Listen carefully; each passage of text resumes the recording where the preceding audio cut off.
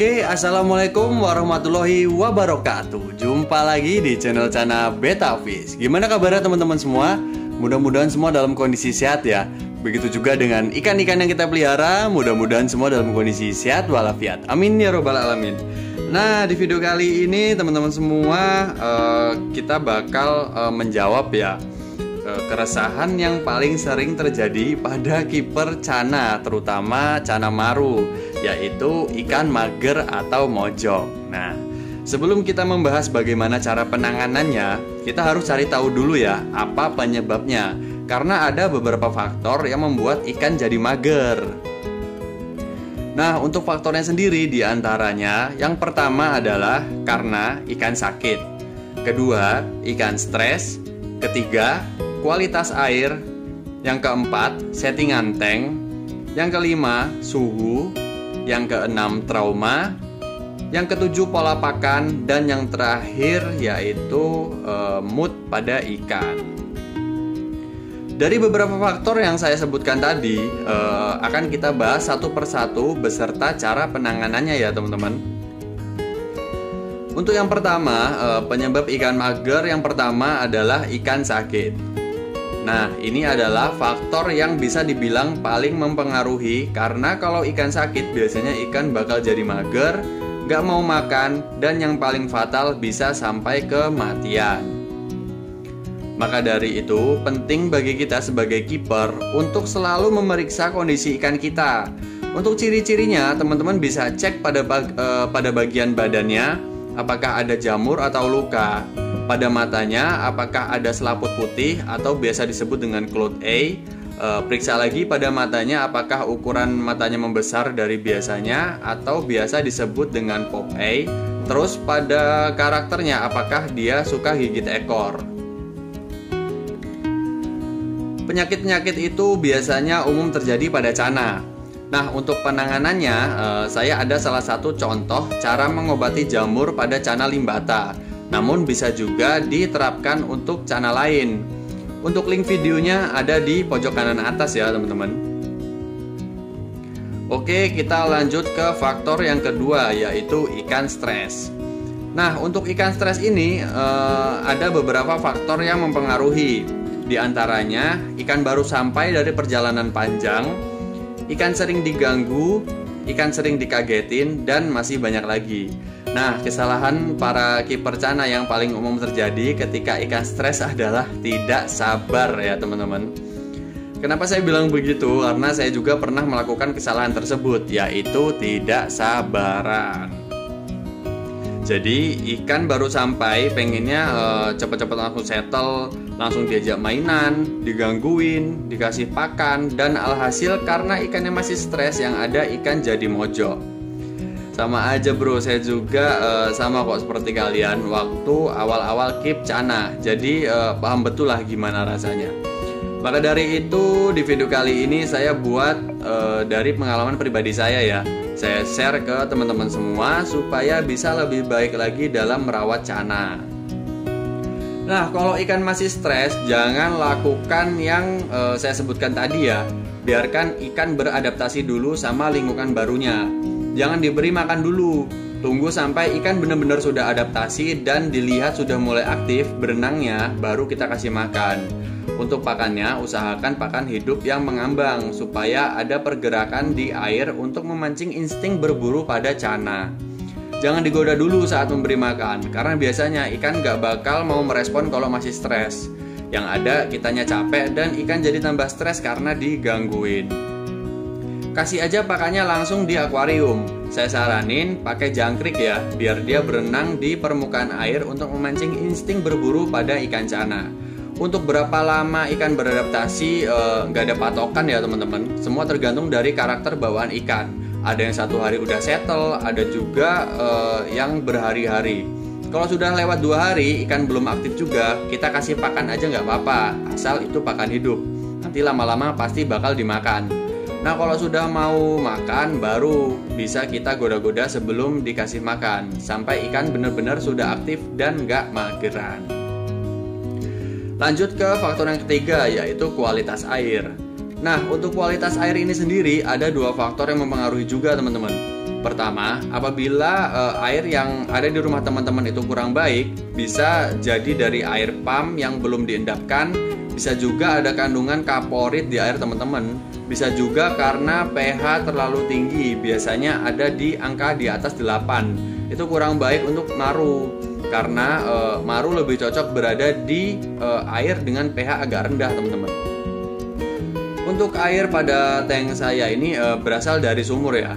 Untuk mengatasinya, teman-teman bisa pakai air dari galon isi ulang atau bisa diinapkan dulu apabila teman-teman pakai air yang kurang baik ya. Untuk faktor air yang kedua, air sudah mulai kotor disebabkan amoniak dari kotoran ikan. Biasanya ikan suka menggesekkan badannya ke pasir karena ikan kurang nyaman. Cara penanganannya ya teman-teman bisa sedot kotorannya aja yang mengambang maupun yang berada di dasar air. Kalau untuk maru sendiri, untuk air saya tidak isi sampai full ya teman-teman, karena pada dasarnya maru ini hidup di air yang dangkal. Kemudian untuk airnya saya hanya menambahkan dengan air baru apabila air sudah mulai menguap. Jadi nggak saya ganti sampai full ya teman-teman. Nah, sering juga ada yang bertanya, bagusnya air pakai air bening atau air ketapang? Untuk pembahasan itu akan saya bahas khusus di lain video. Lanjut aja kita ke faktor yang keempat, yaitu settingan tank. Settingan tank juga berpengaruh dan bisa jadi penyebab kenapa ikan jadi mager. Untuk ikan baru, settingan tank cukup polosan seperti ini ya. Jangan dulu ditambahin kayu atau tanaman. Fungsinya supaya ikan nggak gampang sembunyi. Jadi kita biasakan dulu ikan melihat kita. Dalam artian nggak dilihatin terus-terusan ya. Maksudnya di sini biarkan ikan melihat kita lalu lalang. Jadi terbiasa melihat manusia teman-teman. Karena kalau ada tempat sembunyi, biasanya proses dia beradaptasi akan lebih lama dan sehari-hari waktunya dihabiskan hanya untuk sembunyi.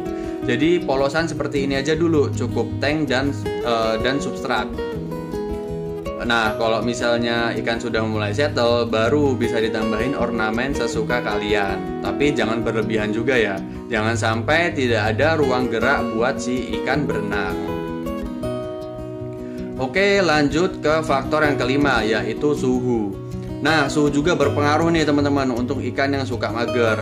Khusus di Cana Maru, dia lebih suka suhu yang hangat antara 25 sampai 30 derajat Celcius. Nah, apabila suhu pada tank teman-teman rendah, biasanya ikan bakalan mojok dan jadi gosong kalau suhunya dingin.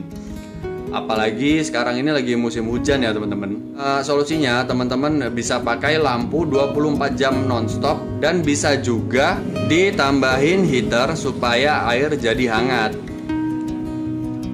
Oke, lanjut ke faktor yang keenam, yaitu trauma. Nah, untuk trauma kasusnya hampir sama dengan stres ya.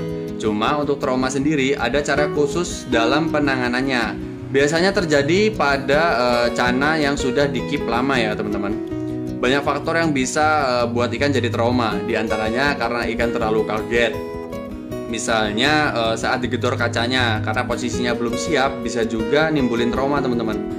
Saya bisa bilang seperti ini karena saya pernah mengalami juga pada cana asiatica saya ya. Kemudian habis lompat itu juga bisa nimbulin trauma. Dan cara penanganannya juga sedikit lebih sulit dari cana stres. Untuk itu dalam pembahasan trauma pada ikan akan saya bahas di video tersendiri ya teman-teman. Karena akan sangat panjang apabila saya jelaskan di sini. Oke, lanjut ke faktor yang ketujuh, yaitu pola pakan. Pola pakan sangat berpengaruh juga. Biasanya apabila kita beri porsi yang berlebihan akan membuat ikan jadi kekenyangan. Kalau sudah kekenyangan, biasanya ikan bakal jadi buncit, terus jadi mager teman-teman. Memang sih salah satu kenapa kita suka ikan predator, khususnya cana, adalah sensasi tersendiri saat kita kasih pakan ya. Cuma kalau berlebihan juga nggak baik, karena pada dasarnya sesuatu yang berlebihan itu emang nggak baik ya teman-teman. Jadi untuk pola makannya cukup teman-teman beri sehari sekali atau 2 kali aja. Untuk maru saya ini sehari saya beri 2 kali pakan. Pagi saya kasih cacing setengah ekor itu jadi tak bagi 2 gitu cacingnya. Terus untuk sore saya kasih ulat Jerman. Setiap hari saya kasih pakan teman-teman untuk ngejar bunga juga sih sebenarnya, karena maru saya ini baru muncul bakat-bakatnya aja, belum jadi bunga teman-teman. Oh iya, untuk maru ini baru saya angkat dari outdoor ya, kira-kira baru 4 harian. Untuk pembahasan treatment outdoor nanti akan saya bahas di video selanjutnya. Oke, kita lanjut aja ke faktor yang ke-8, faktor yang terakhir, yaitu faktor mood teman-teman. Ya, bener banget, untuk maru yang sudah settle sekalipun, dia memiliki waktu atau saat dia pengen aktif atau saat dia pengen mager. Jadi pada dasarnya kitalah sebagai kiper yang harus memahami kemauan si ikan, bukan ikan yang harus memahami kemauan kita. Pada saat ikan mulai aktif, di situ kesempatan kita untuk ajak si ikan interaksi teman-teman. Dan pada saat ikan capek, pengen santai, sebagai kiper kita harus menuruti kemauan si ikan juga. Jadi nggak melulu ikan harus menuruti kemauan kiper. Karena untuk berada di dalam tank sebenarnya bukan kemauan si ikan. Walaupun sudah kita setting sedemikian rupa mirip habitat aslinya, karena sebaik-baiknya kiper adalah habitatnya itu sendiri teman-teman. Jadi dengan ikan sudah settle atau aktif di dalam akuarium, itu sudah lebih dari cukup untuk memenuhi kemauan kita sebagai kiper. Jangan terlalu paksakan ikan dengan sepenuhnya menuruti kemauan kita ya. Karena yang kita pelihara ini adalah makhluk hidup, bukan benda mati atau mainan ya teman-teman semua. Jadi kunci sukses dalam memelihara cana adalah kesabaran. Kalau tidak memiliki kesabaran, saya nggak saranin deh buat pelihara cana. Mungkin segitu dulu pembahasan tentang mengatasi cana yang mager. Semoga bisa bermanfaat buat teman-teman semua ya. Sampai jumpa di video selanjutnya. Wassalamualaikum warahmatullahi wabarakatuh.